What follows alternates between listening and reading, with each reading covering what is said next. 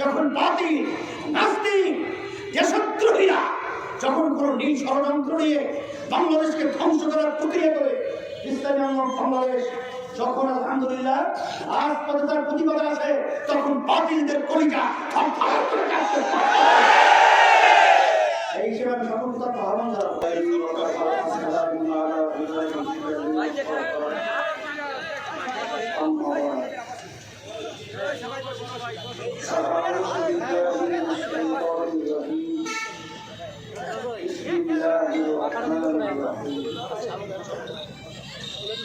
ظهر الفساد في البر والبحر بما كسبت أيدي الناس صدق الله العلي العظيم. সবাই বলুন শরীফ করি وحبيبنا ومولانا محمد صلى الله عليه وآله وسلم. ইসলামী আন্দোলন বাংলাদেশ রাজনৈতিক উপজেলা শাখা কর্তৃক আয়োজিত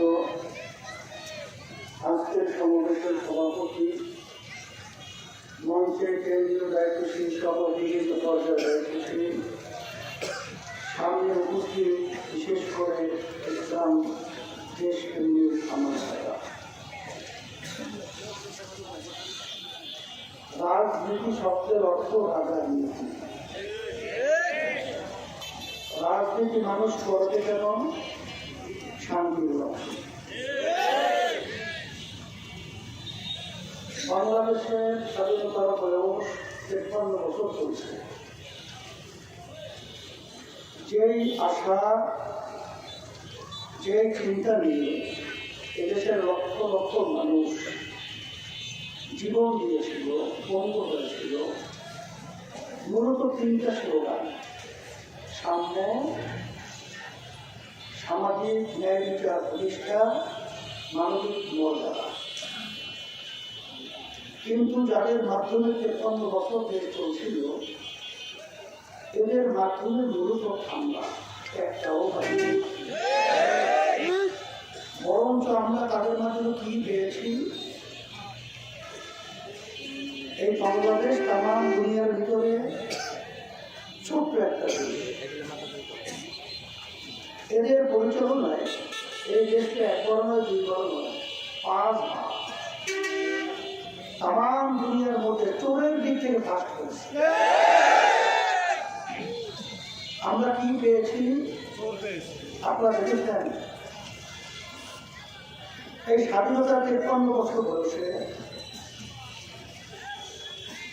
যে দেশের ভিতরে শতকরা প্রায় ৯২ জনের মতো মুসলমান বসবাস করে, কিন্তু সেই দেশের মধ্যে মুসলমান আলেম ওলামা তারা স্বাধীনভাবে তাদের কথাটুকু পর্যন্ত বলার সুযোগ পায়।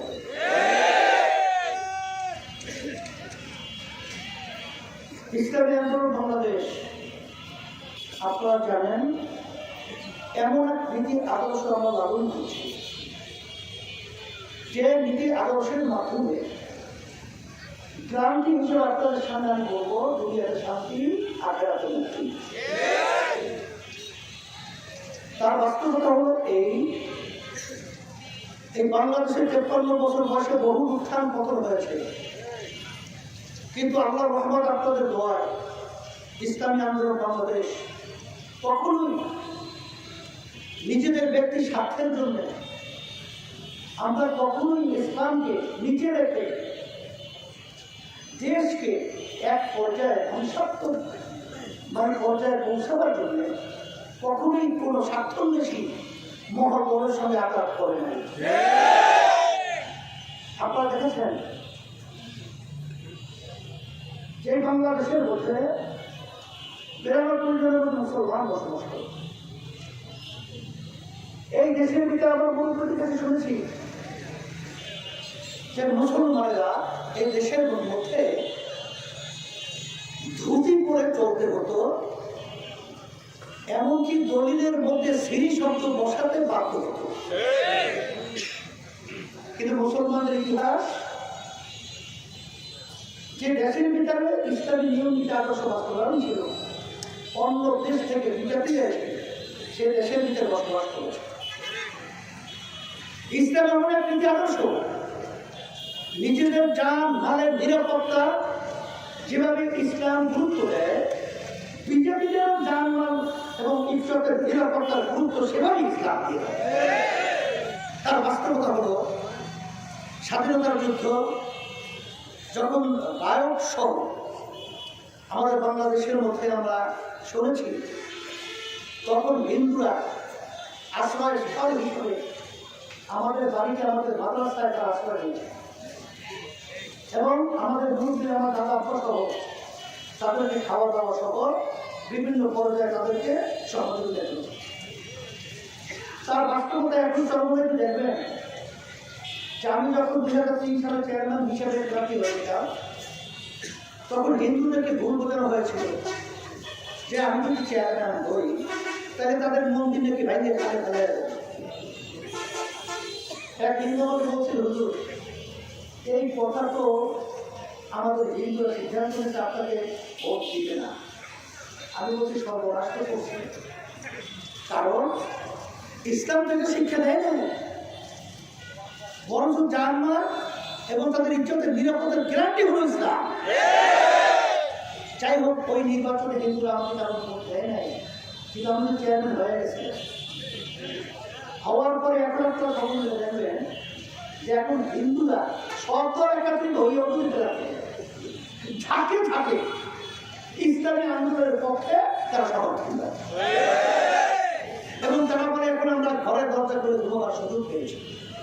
আপনারা দেখেছেন 5ই আগস্ট যখন দেশ আমার দ্বিতীয়বার স্বাধীন হতো, ব্যাখ্যা আমি দেবো না, আমাদের জাফরি সাহেব অনেক আলোচনা সুন্দর দেখেছে, সব আপনারা বুঝেছেন। তখন একটা শ্রেণী এখনো মায়ের কান্না বন্ধ হয় নাই, এখনো শহীদদের রক্ত শুকায় নাই। ওই সময় একদম স্বার্থন্বেষী মহল, তারা চাঁদাবাজি, জাকাতখোর, টেন্ডারবাজিতে লিপ্ত হয়েছে। আর তখন ইসলামী আন্দোলন বাংলাদেশ সহ সহযোগী সংগঠনগুলো তখন তারা বিজেপিদের মন্দির, তাদের জানমাল, ইজ্জতের নিরাপত্তার দায়িত্ব পালন করেছে। আমাদের বাংলাদেশেই আসে নাই, ভারতের আনন্দবাজার পত্রিকা, সেখানে আমাদের ওই যে কোটি পড়া ছবি সহ সংবাদ সেখানে কি প্রচারিত হয় নাই, এমনকি ইসলামী আন্দোলন বলা হয় নাই। শাহবাগে যখন হিন্দু একাত্রিত হয়েছিল তখন দেখেছেন সাংবাদিক যখন সামনে মাইক ধরেছিল, বলছিল ইসলামী আন্দোলন বাংলাদেশ, তার সহযোগী সংগঠন না, ইসলামী আন্দোলন বাংলাদেশ আমাদের জানমাল, ইজ্জত এবং আমাদের মন্দির পাহারা দেওয়ার দায়িত্ব পালন করেছে। এই কথার মাধ্যমে আমি মূলত বোঝাতে চাই, ইসলাম হলো এমন একটা নীতি আদর্শ, দুনিয়াতে শান্তি, আখেরাতে।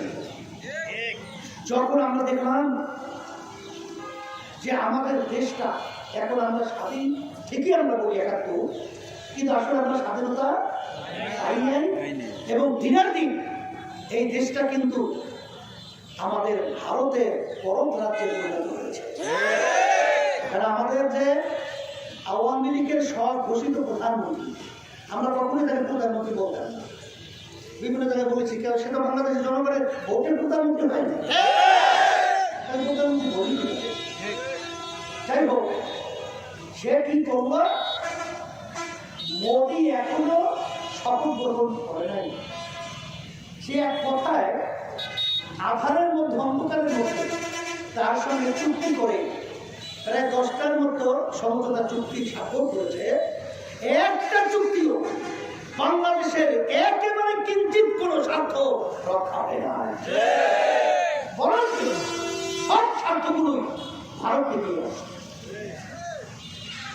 এটা যখন আমরা দেখেছি, আর আলহামদুলিল্লাহ যখন আমাদের বাংলাদেশের ভবিষ্যৎ ছাত্ররা যখন তারা ন্যায্য একটা দাবি আদায়ের লক্ষ্যে যখন তারা কোঠা সংস্কারের দায়িত্ব স্লোগান করেছে, তখন আমরা দেখেছি নির্বিচারে এই ভবিষ্যৎ প্রজন্ম সন্তানগুলোকে পাখির মতো গুলি করে যখন রাস্তায় ফেলে দেয়, তখন আমরা বসে থাকতে পারি না, এটা সহ্য করা যায় না। তখন ইসলামী আন্দোলন বাংলাদেশ সর্বপ্রথম রাজনৈতিক ব্যানারে কেউ সাহস পায় নাই। আমরা তখন ইসলামী আন্দোলনের রাজনৈতিক ব্যানারে সর্বপ্রথম এই অন্যায়ের প্রতিবাদে ন্যায়ের পক্ষে আমরা রাজপথে নেমেছিলাম। আপনারা দেখেছেন ইসলামী আন্দোলন বাংলাদেশের সহযোগী সম্বন্ধ ধারাবাহিকভাবে আমরা আলহামদুলিল্লাহ কার্যক্রম পরিচালনা করছিলাম। আল্লাহ রাব্বুল আলামিন জান শেষ করিয়ে দিয়েছে, পালিয়ে গেছে। কথা ঠিক না? এখন আমার কথা হলো এতটুকুই যে এখন আমাদের বাংলাদেশ স্বাধীন তো হয়েছে, কিন্তু আবার ঘুরে ফিরে আবার যেন এই জালিমরা আমাদের দেশ পরিচালনার দায়িত্ব না পায়, এজন্য আমাদের দায়িত্ব আছে না? এই দায়িত্ব হিসেবেই আসলে আপনাদেরকে আমি বলবো, দুনিয়াতে শান্তি আকাশে মুক্তির লক্ষ্যে আমরা এই বাংলাদেশে বহু কিছু দেখেছি। অনেক সময় সুন্দর সুন্দর কথা বলেছে, কিন্তু দেশের জন্য কে কি করেছে সেটা আমাদের জানা রয়েছে। যখন বা ভারত সরকার সিদ্ধান্ত নিয়েছিল বাংলাদেশকে মরুভূমি বানাবে, তখন আমাদের দেশের দলগুলিকে আমরা দেখেছি কেউ কিন্তু রাস্তায় রাজপথে ওইভাবে কেউ নামে নাই, নামতে আমরা দেখি। কিন্তু ইসলামী আন্দোলন বাংলাদেশ লক্ষ্যের মতো নিয়ে ঢাকা থেকে লং মার্চ করে আমরা সেই সিলেট জমিগঞ্জ পর্যন্ত পৌঁছেছিলাম।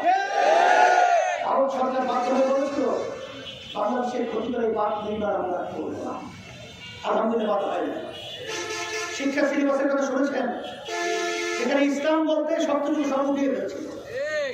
সেখানে নাস্তিক মনে বানাবার জন্য সন্তানদেরকে প্রক্রিয়া শুরু করেছিল, মাধ্যমে পশু বানাবার প্রক্রিয়া শুরু করেছিল। তখন ইসলামী আন্দোলন বাংলাদেশ এর প্রতিবাদে সারা দেশব্যাপী যখন আমরা আন্দোলন সংগ্রাম করেছি, ওই পাঠ্যসূচি থেকে সেই বই সরাতে বাধ্য হয়েছে। আপনারা এখন কথা হলো এতটুকু যে আসলে মূল ব্যাপার হলো এই, আপনাদের রহমতুল্লাহ একটা কথা বলতেন, কেউ তেঁতুল গাছ লাগিয়ে মিষ্টি আম যদি খেতে চায়, এটা যেরকম অসম্ভব, দুষ্ট লোক দিয়ে দুষ্ট নীতি আদর্শ দিয়ে কখনোই যদি আম খেতে চায় মিষ্টি, কখনোই সম্ভব না। আমাদেরকে মিষ্টি আমের বীজ রোপণ করতে হবে। ইসলামী আন্দোলন বাংলাদেশ আল্লাহর রহমতে আপনাদের দোয়ায় এখন কিন্তু একটা ছোট্ট দল না, সারা বাংলাদেশে 300 আসনে প্রার্থী দেওয়ার মতো যোগ্যতা আল্লাহ আমাদেরকে দান আসেন। দুনিয়ার শান্তি 53 বছর বহু পথ পরিবর্তন করেছি। আসেন আমরা একটু আসি যে ইসলাম কি জিনিস। আমার আব্বাজান বলছিলেন, দেখাতেও পারলাম না, বুঝাতেও পারলাম না, এই কথা বলে সময়ের জন্য ঘুরে আসেন। আমি বলবো আসেন দুনিয়ার শান্তি আকাশের মুক্তির লক্ষ্যে ইসলামী আন্দোলন বাংলাদেশ আমি আপনাদেরকে দাওয়াত জানাচ্ছি। আসেন সকলে একাত্রিত হই দেশ গড়ার কাজে এবং আমাদের ধর্মীয় কার্যক্রম স্বাধীনভাবে আমাদের পরিচালনা করতে পারি। হিন্দু সহ অন্যান্য ধর্মাবলম্বী তাদের ধর্মীয় কার্যক্রম যারা হলো অবাধে স্বাধীনভাবে পরিচালনা করতে পারে, এরকম একটা ক্ষেত্র তৈরি করার আহ্বান রেখে আমি আমার আলোচনা শেষ করছি। আর আজকে সুন্দর পরিবেশ যারা তৈরি করেছেন, কষ্ট করেছেন, সাংবাদিক সহ প্রশাসন সহ আমার ভাইদেরকে ধন্যবাদ জানিয়ে শেষ করছি।